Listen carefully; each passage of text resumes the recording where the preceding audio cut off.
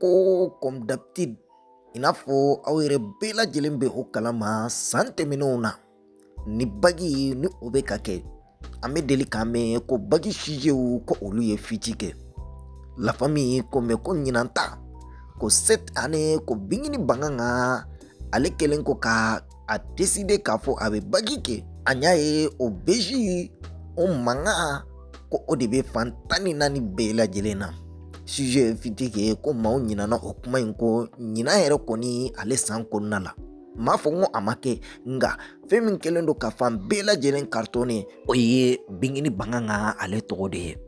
action minnu ni a bɛ k'olu kɛ bagi kɛnɛ kan de fait que a kɛra kandidati ye ɲina an y'a ye ko maa caman kɔni ɲinana bagi ale ye fiti kɛ sujet o ye fiti kɛ o kuma dɔgɔyara ɲinan san in kɔnɔna la kosɛbɛ kosɛbɛ et bref en un mot an b'a fɛ ka an da maga les premiers jours d'examen de baccalauréat de bingini banga nga la famille action minnu ni olu ɲɛnamayara kɛnɛ ninnu kan an yɛrɛ ɲɛ bɛ a la ko filmɛliw a fanu musokɔrɔbaw fara denmisɛnninw nka bɛɛ lajɛlen bɛ ka taga bingini banga nga ale yɔrɔ ɲini bagi kɛnɛ kan wa a bɛ sali min na wa a bɛ lycée min na o kɛlen don ka olu bɛɛ lajɛlen ɲininkali kɛ bingini fana a ye visite kɛ promoteur baw dɔw yɛrɛ fana ye ni o ye lycée promoteurw ye la famille ka kuma ba ta k'a ɲɛsin ma ka o wali ɲuman dɔn maa min kɛra sababu ye k'ale yɛrɛ fana kɛ kandidati ye ɲina bref an bɛna walawalali di aw ma comme d'habitude ni video kɛta ninnu jara aw ye ni aw ye mɔgɔ kura ye a k'aw jija k'aw abonné ani ka cloche activer et la prochaine information a bɛ se ka kɛ maa fɔlɔw ye minnu ni olu b'u sɔrɔ nɔgɔyaw la c'est parti pour la vidéo et voilà a tɛ girin royaume kɛ ten i n'a fɔ aw bɛɛ lajɛlen bɛ a kalama bingini banga nga ko ale mana kɛ fɛn o fɛn de la ko i b'a ye o fɛn sinama ye ko a bezi fanga bɛ bonya a polémique fanga bɛ bonya kosɛbɛ kosɛbɛ la reine kɛ ten ko ala ye o kɛlennin kɛ a ye bref bɛɛ lajɛlen bɛ a dɔn ko an ka jamana ale examen ba dɔ yɛrɛ fana ko o bɛ sen na examen min ni a tɔgɔ ka bon kosɛbɛ kosɛbɛ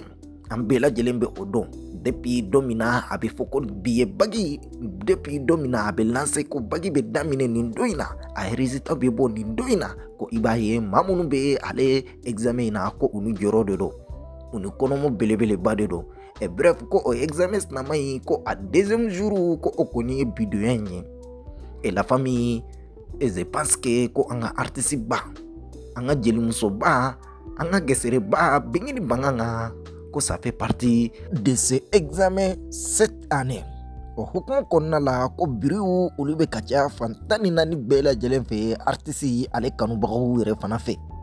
alors an bɛ ka action ye polémique olu bɛ ka ta ka ɲɛsin examen bagi yɛrɛ fana ma nin moment in nin période in yɛrɛ fana kɔnɔna la et bref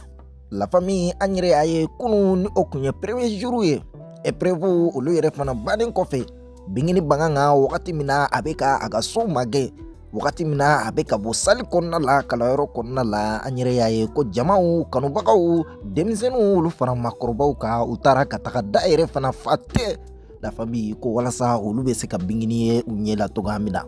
fo ka taga fɔ bingini ale donna mobili kɔnɔna la an ye olu jaw partagelen ye fan 14 bɛɛ lajɛlen na i n'a fɔ aw yɛrɛ ɲɛ bɛ o la togoya min na o kun ye kunun taw ye aujourd'hui fɛn min ye bi taw yɛrɛ fana ye ko olu ka jugu ni kunun taw ye la famille an yɛrɛ y'a ye ko toujours ko épreuve olu bɛ ka continuer kanubagaw dɔ olu bɛ ka weleli kɛ bingini ale masunya mɔgɔw la k'a daminɛ bingini ka sali a bɛ ka examen kɛ kalanyɔrɔ min yɛrɛ fana la la famille u bɛ k'olu bɛɛ lajɛlen information ɲini bingini ale kɛrɛfɛ mɔgɔw yɛrɛ fana fɛ et bref ko a dɔw yɛrɛ fana tellement que u ye yɔrɔ in yɛrɛ fana dɔn bingini kan ka taga sali min kɔnɔna la a kan ka taga kalanyɔrɔ min na u taara ka taga yɔrɔ in fa tɛ jama la la famille débordement o bɛ ka kɛ biri o bɛ ka kɛ fan 14 bɛɛ lajɛlen na bingini a dɔntɔ ani a bɔtɔ an yɛrɛ ye information dɔw yɛrɛ fana sɔrɔ ko fɛn min ye promoteur ye lycée olu yɔrɔ fanfɛla la olu ye a ɲini bingini yɛrɛ fana fɛ pour que désordre kana na kɛ ko a ka bila fo dernière minute ni bɛɛ lajɛlen donna u ka classe kɔnɔ ka taga u sigi bingini banga nga a bɛ sɔrɔ kana kɛnɛ in ka don ka taga i sigi sinon ko ni a nana joona tellement que jamaw bɛ firi ka da a kan ko donc désordre bɛna kɛ examen kɛyɔrɔ la donc u tɛna se ka kalanden ninnu bɛɛ lajɛlen maîtriser ko donc ko olu t'a fɛ o ka kɛ u ye o laɲini Bingini fɛ wa a bɔra Bingini yɛrɛ fana kɛrɛfɛmɔgɔw yɛrɛ fana da k'a fara denmisɛnninw kan musokɔrɔbaw bɛɛ lajɛlen bɛ ka Bingini yɛrɛ ale man kɛ 11 excellence ale yɛrɛ ka fɔ la ko musokɔrɔba dɔ yɛrɛ ye ale yɛrɛ kɔli cɛ de fait que Bingini donna ale ma se ka maga Bingini la ale dimi kojugu ko ale kɔni tɛ mɔgɔ wɛrɛ dɔn komi ko a bɛ 11 excellence dɔn ale ye 11 excellence kɔli cɛ nin ka ɲi kan bref an b'a fɔ ko vraiment Bingini Banganga ale kɛlen don ka beziba de créer Bagi ale hukumu kɔnɔna la actuellement kanubagaw ngo fo ka taga fila maa wɛrɛw kan an yɛrɛ fana tilala k'a ye a taara walasa ka tɛ ka taga visite yɛrɛ fana randi promoteur du lycée KNK alors ko a ye kuma caman lakale o promoteur in yɛrɛ fana kan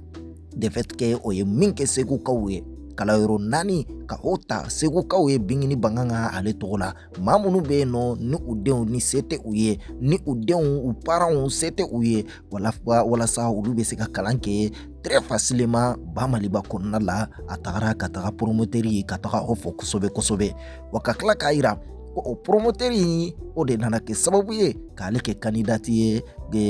Bagi yɛrɛ fana kɛnɛ kan ko ale de y'i bolo fila don Bingini Banganga o kɔrɔ bref an ka foli belebeleba o bɛ ta ka ɲɛsin o promoteur sinama yɛrɛ fana la i n'a fɔ aw yɛrɛ ɲɛ bɛ Bingini ni ale yɛrɛ fana la bureau yɛrɛ fana kɔnɔna la Bingini bɛ kuma wa a yɛrɛ fana bɛ tila ka Bingini jaabi nin kumakan ninnu na bref tout simplement Bingini Banganga a kɔni ye nin promoteur in remercie kosɛbɛ a ka foli a y'o belebeleba lase nin promoteur in ma a bɛ wulikajɔ min na a bɛ baara min na surtout plus précisément segukaw ye Bingini Banganga ale yɛrɛ fana tɔgɔ la la famille pour finir an yɛrɛ ɲɛ bɛ a la Bingini ko a vraiment a fɛlen don kosɛbɛ k'a sababu kɛ minnu n'u olu denw bɛ Bagi la